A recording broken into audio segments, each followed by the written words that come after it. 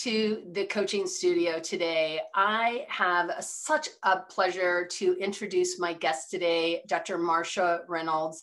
She is a master's certified coach with the International Coaching Federation.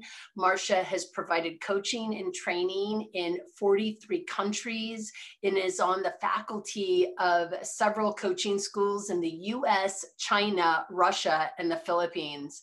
Marsha holds a doctorate in organizational psychology and 2 master's degrees in learning psychology and communications. Her personal clients include leaders in multinational corporations, nonprofit organizations, as well as government or agencies. And she was also the 5th president of the International Coach Federation and was recently inducted into the ICF's, International Coach Federation's, Circle of Distinction for her contributions to the global coaching community.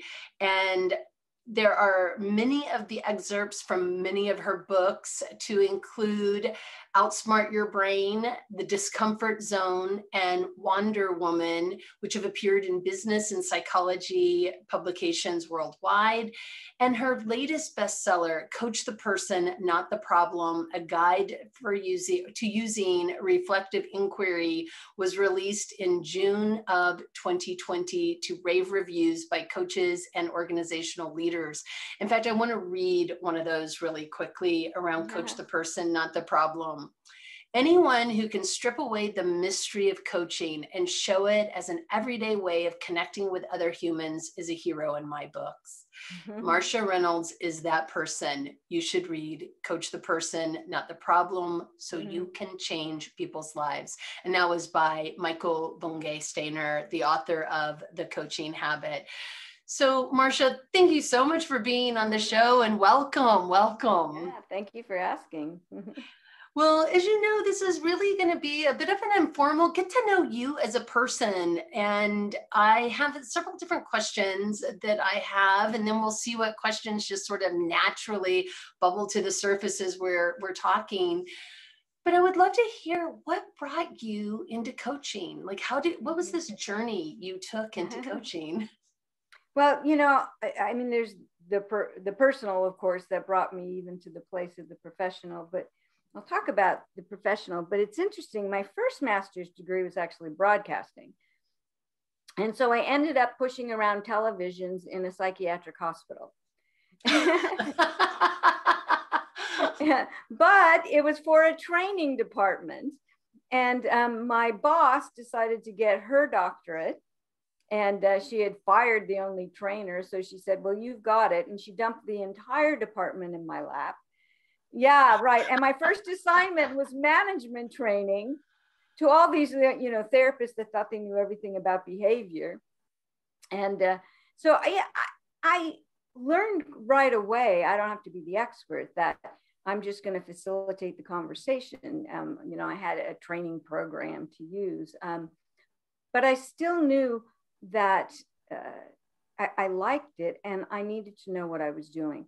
So that's why I have 2 masters. My second master's is in adult learning, instructional design, and how do we really change people's behavior?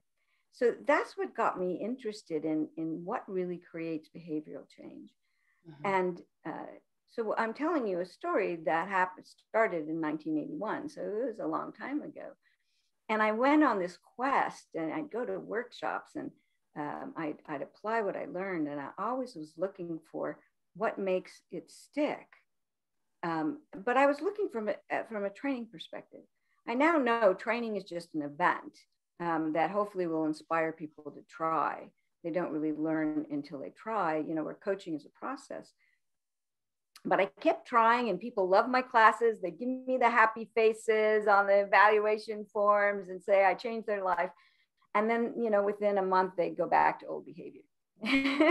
Right. So, yeah. And so when I was leaving my last job to start my own business, which I thought was just going to be a training business, somebody sent me this article on this new thing called coaching. That was 1995. And I'm the type of person that says, okay, it came to me. It must be important. I'll sign up. I've been doing that all my life. And so I signed up for a coaching school, which so happened, it was Coach Yu and Thomas Leonard who started the ICF. It's why I got involved from the beginning. But again, because of my curiosity, I'm a researcher. I'm a behavioral researcher. What makes coaching work? So I started doing research on that. It was just at the time emotional intelligence and the neurosciences were coming out. I got really interested, was doing reading, and then I said, I need original research. So that's why I went to get my doctorate. So it's all about my curiosity and my that scientific yearning to know. and then I translate what I learn into my books. It's what I learn and I want to share. So it was all about that. I want to know more. What really makes a difference? And what I learned about how coaching impacts the brain differently than teaching and telling and mentoring and giving advice, that it actually, the insight process, the aha moment, what we call breakthrough, actually rewires the brain. And who I think I am and how I see the world changes. And so then does their behavior. And the behavior change is permanent. They don't go backwards. So I found it. I found what I'd been looking for. And that's why I'm so passionate about coaching. Yeah. The thing that really shows up for me as you're saying that is I think about just how do we support the client to embody their own wisdom, right? It goes from theory into that felt experience. It's beautiful. Yeah. And it is a felt experience. I was teaching a class this morning and it's a large company, and these are all the HR business partners and learning development people. So they're kind of struggling, not being the advisors and moving into coaching. And this one woman said, I'm amazed. I've been watching this people coach now. And the client, the person who's talks about 80-90% of, and they come to this amazing place that they probably wouldn't have come to if we just gave them advice. And it's an incredible thing to observe, and I said, yeah, absolutely. And that we have to trust that even when we think, and the greatest coaching fear is I'm not adding value. Right. If all I'm doing is reflecting and asking questions, how am I adding value? Oh, you are. You're changing this person's mind in their life. Yeah. In a way, just telling them doesn't work, because it works on a different part of the brain. Yeah, I love that. And, and it's interesting too, because that I'm not adding value seems to be the pressure to perform coaching versus really just showing up and being in that state of open curiosity, right? Yeah. With the intention of holding that container of a coaching conversation, but that intention of just being fully present with another human being. Well, it's a weaving. Yeah. It's a weaving. And I'm creating this new program right now for WBEX, and it's called From Proficiency to Profound, because we do start with being proficient with the skill. You have to do that. Otherwise, you'll go back to old behavior, or you'll just have this really delightful conversation, but there's no beginning and no ending. There's no set direction, and there's no commitment to change. So the structure is there when you said the container, but the container is very specific. It's like really determining what is it you really want, what's the outcome, and that could take up the whole session, and then what are you going to do next? I mean, there's very specific things that must be said, but then the spontaneous flow that comes out of our presence together, what emerges in the energy between us is what we talk about. But it's so interesting because I see so many coaches either get lost in the proficiency of the skill, or they get lost in the spontaneous flow and they forget to close the session. Yes, there is a balancing between these elements. So you have to know the skills, get it in your bones, but learn to integrate right away that mindset, embody the coaching mindset that the ICF has now identified as a competency. which I have to say, I'm so happy Yes, about. Like that. yes, long time coming. Oh my gosh, so important, so important. I feel like I'm really hearing a lot about what keeps your passion for coaching alive. I'm curious, how do you feel like you've changed as a human being yourself as a result of this relationship with coaching that you've had? Yeah. Well, I have to say that once I started learning how to coach, all my friends said, it's so much easier to be with you now. Because I was a know-it-all. I grew up as a know-it-all. I'm still a know-it-all, but I know how to back off that now. So certainly my own conversations are different, but even understanding, bringing that compassionate curiosity and the power of silence. Yeah. And understanding that I'm making a difference and a powerful impact in the world by being a coach. How lucky am I to have found this? I've always wanted to make a difference, but not knowing the great ability of what we can do together as a coaching community, to not just make a difference in the world, but in social causes, to make a difference on our planet. Yeah. And that's the work of a lifetime, but it's also the work of purpose, right? Absolutely. Why are you here? The coaches that come in because they think it's a way of making money and they don't have to work so hard, they don't last. Yeah. Well, and that really brings me to a question that I'm really curious about, because there's everybody these days can call themselves a coach. And so one of my curiosities with you is, what is the biggest misconception about coaching that you see, maybe from that kind of 30,000 foot view that you have? Well, there's still people that don't know the difference between coaching and mentoring and sports coaching, and more than we'd like to say. That still, when we create an agreement with someone to coach them, that we have to get real clear with them. This is how I coach. This is what I do. So we don't come to the session and they have an expectation that I'm going to give them a list of books to read and resources and tell them what they need to do next. So that definition and distinction of coaching is still not widespread. And then I always, in my book, The Discomfort Zone, I had like the 5 myths of coaching that leaders like to use. And they're not really myths, they're excuses, with the number one being, I don't have time. It's like, okay.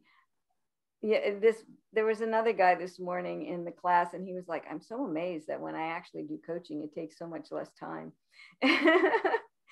And and I always say, okay, so what you're telling me is that you don't have time to have a conversation. You just want to tell them what to do. And so when they come back to you during the day a number of times and during the week, you have time to stop every time and tell them what to do? Or could it be that if you coach them and they could go figure it out themselves, they'd quit coming to you, which saves you more time? So I say it's a myth of convenience.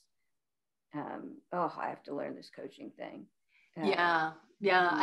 I agree with you. I mean, I hear that also, like, it's this idea of a stitch in time saves 9, right? Like, if I just tell you really quickly what you need to do, then you can just go do it and we'll have saved a bunch of time. But the reality is you're doing exactly what you're talking about, right?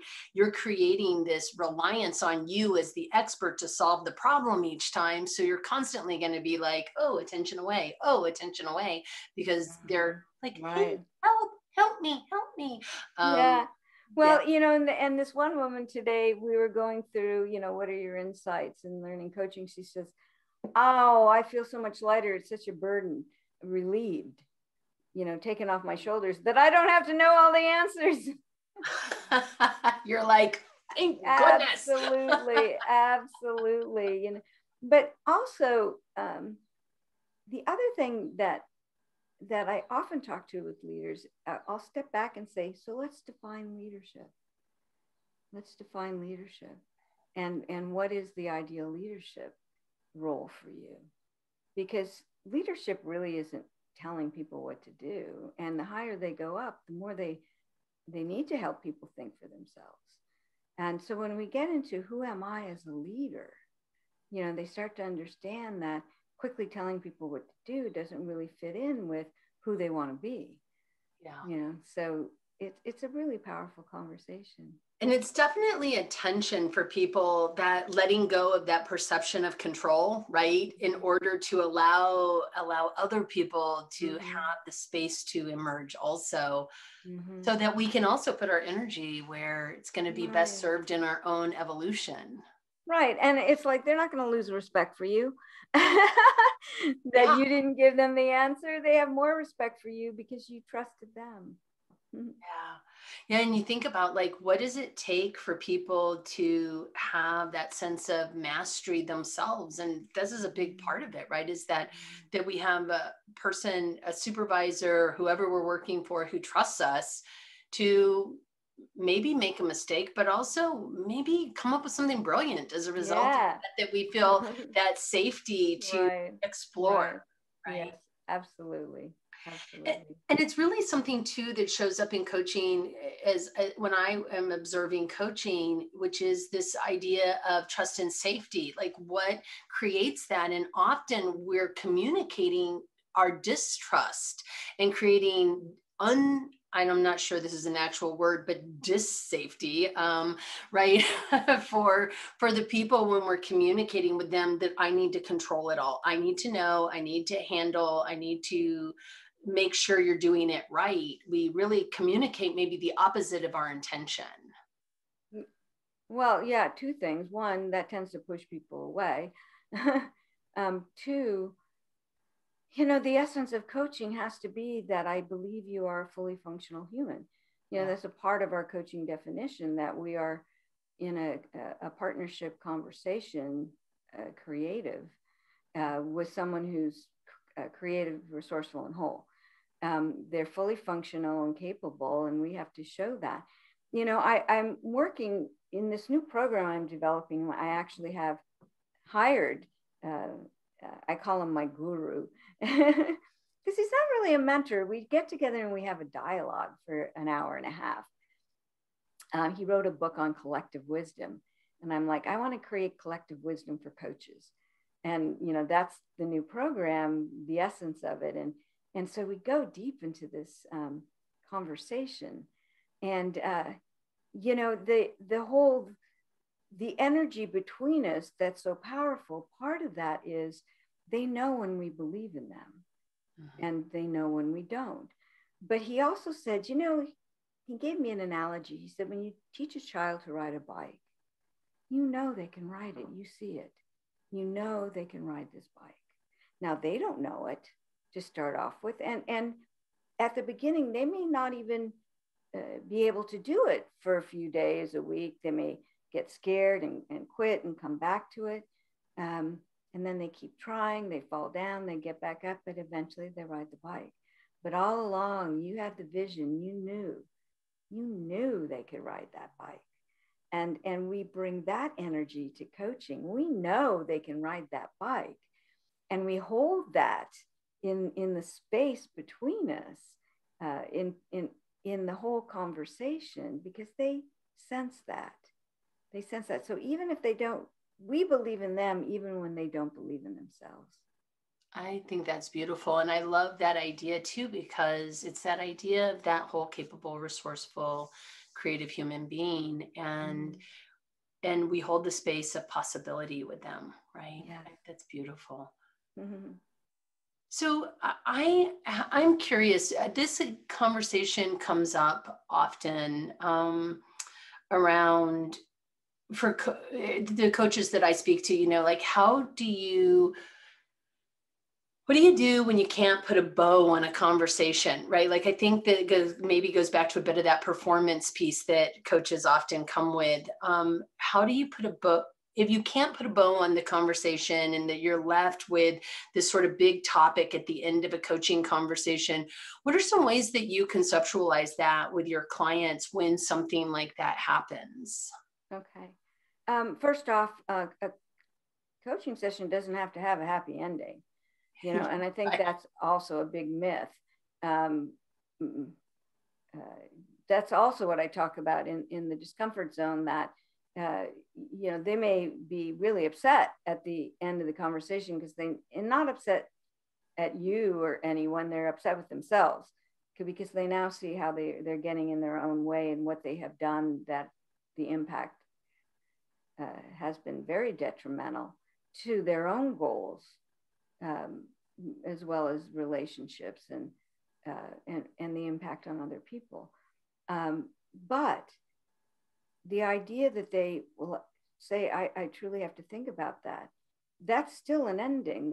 I always say, so tell me what thinking about that looks like, you know, and when will you make the space for that? When are you going to do it? I always ask for a step, even if it's reflection, and when. And my clients, they know, they often smile as soon as they state what they're going to do. They know I'm going to ask them, when are you going to do it? They're like, okay, here it comes. But, you know, that's when I said that there's structure to coaching. Mm-hmm. Yes. What are you going to do? By when? Could anything get in the way of you doing that?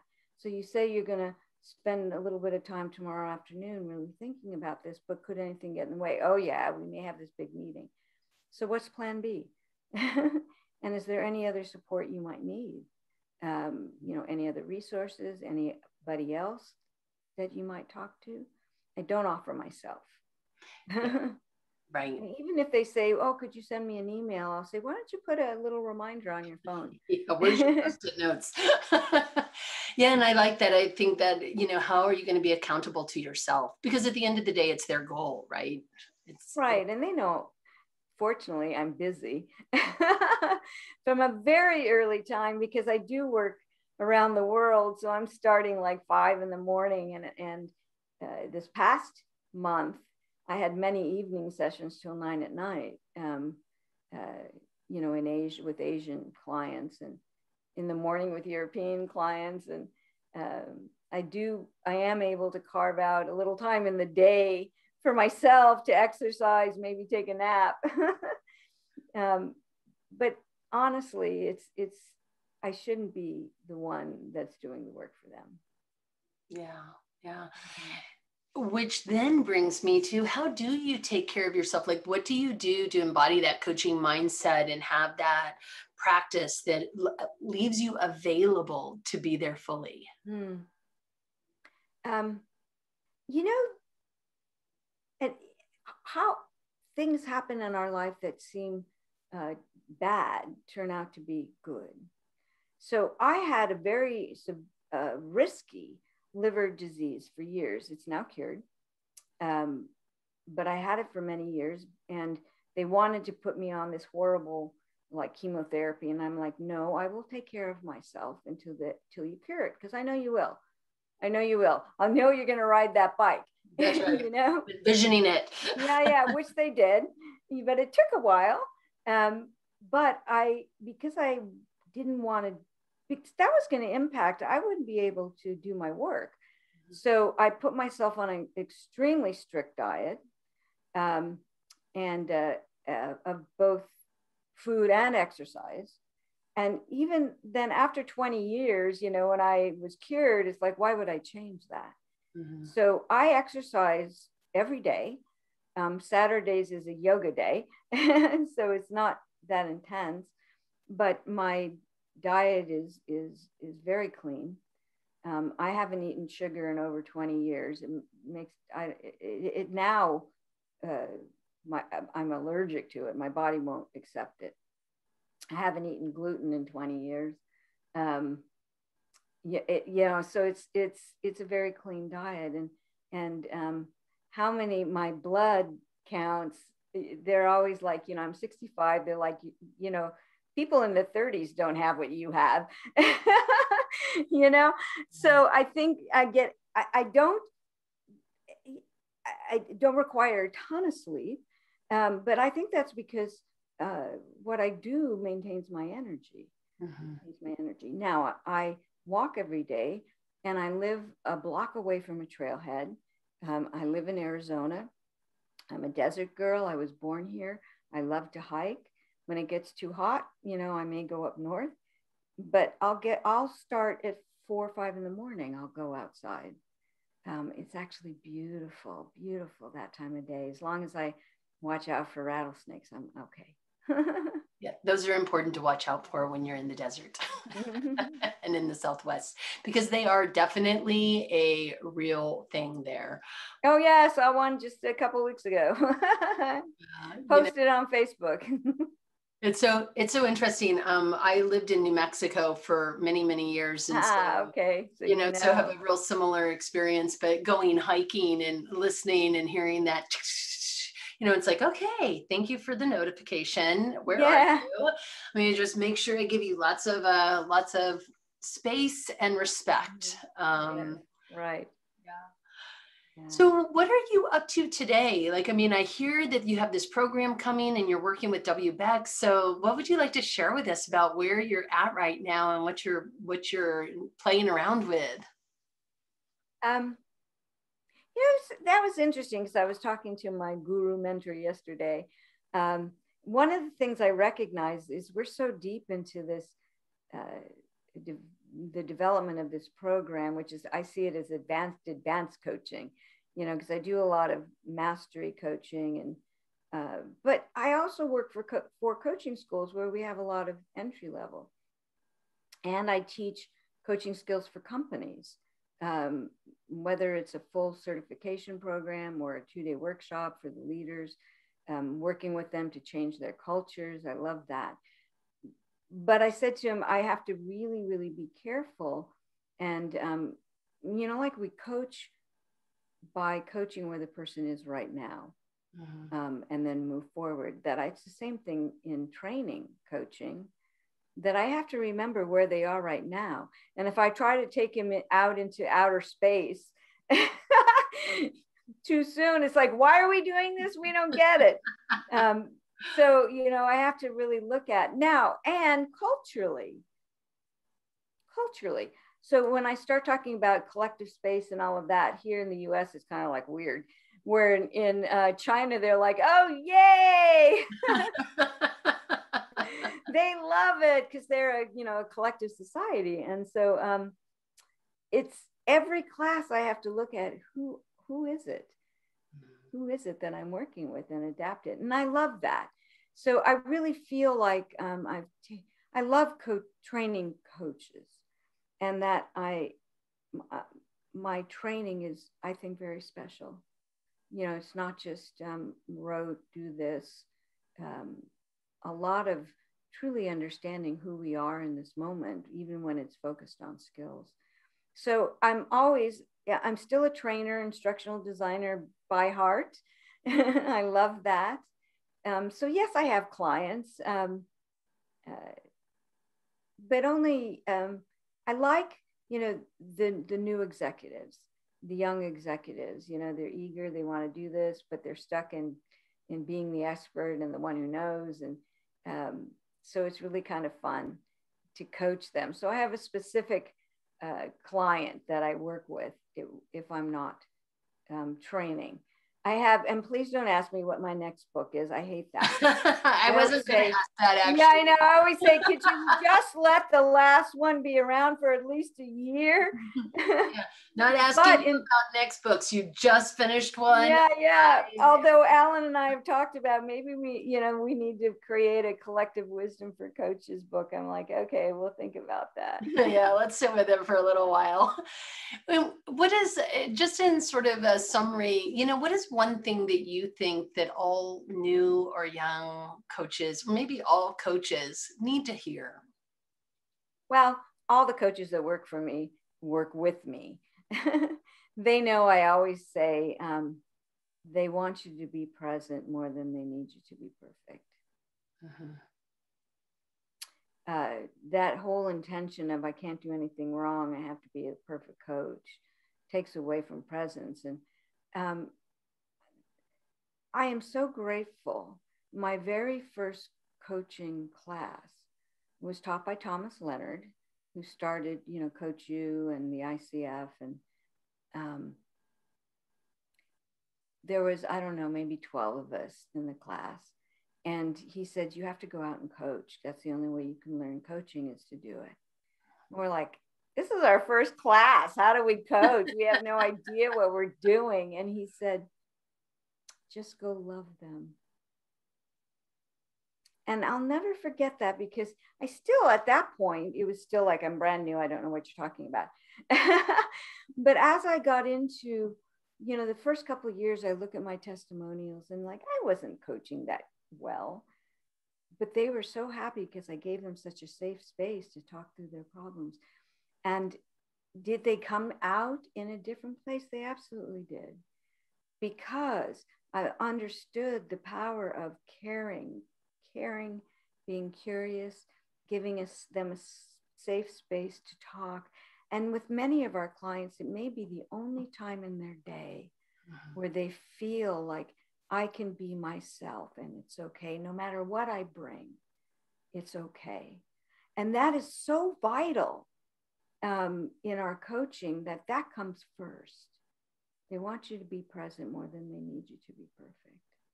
I think that's beautiful. And with those words, I want to just say thank you. Thank you so much for being present today with me on this podcast. And I really appreciate your time.